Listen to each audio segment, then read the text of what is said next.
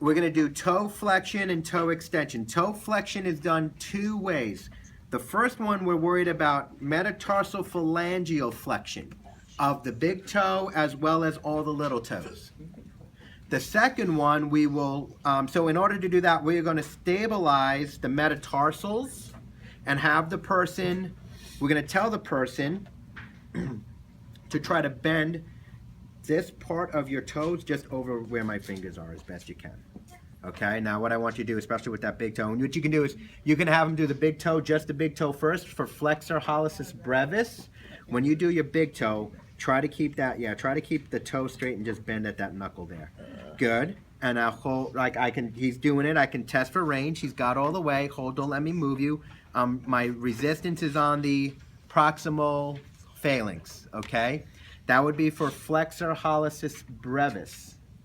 For the lumbrical muscles of the toes, I'm going to have him try as best he can to simply flex his toes over the metatarsals.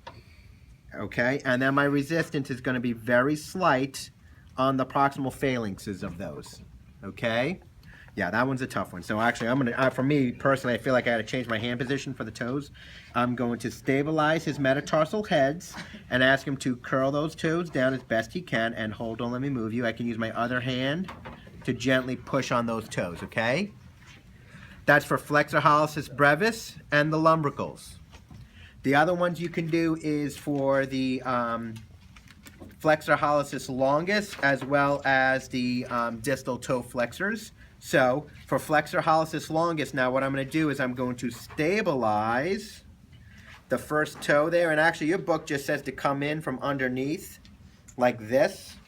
Try to stabilize them all. And then what I'm going to ask you to do is just at that knuckle there, try to bend your big toe. And I see how far he can go. Does he go all the way?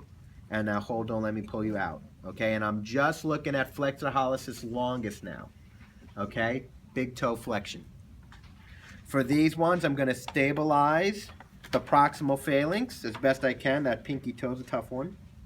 And I'm going to ask him to curl the rest of his toes down and around. And I'm just going to use my hand to pull and make sure he doesn't give. 5 is max resistance, 4 is moderate resistance, and these are very small muscles. So you don't push very hard to say it's maximum. For a 2, the person, just like in the ankle, if they can get through partial range, they are a 2. There is no alternative test position for these ones. Okay?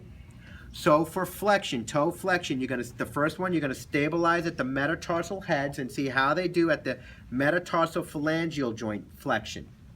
Both at the big toe and then as they group the little toes. Then you move out one space, stabilizing the proximal phalanxes for the toes, stabilizing the proximal phalanx for the big toe to get flexor pollicis longus of the big toe. Okay? Okay. For toe extension, we just do them all at once. There's only one test, okay? So I'm going to stabilize once again the metatarsal heads and ask him to extend his toes over, and then I will apply my resistance for those. Test the big toe separate from the little ones. And you can do the little ones individually as well. Okay? There's nothing wrong with that. But again, a 5 is full range, max resistance for what those little muscles can take. A 4 is moderate, 3 is full range. If the person can do any partial range of motion, he is a 2. Okay? So from the ankle down, there is no alternate test position anymore. It's just can they move it some. If they can't move it at all, now you're trying to palpate those tendons or muscles. Okay? That's it. That's all of them.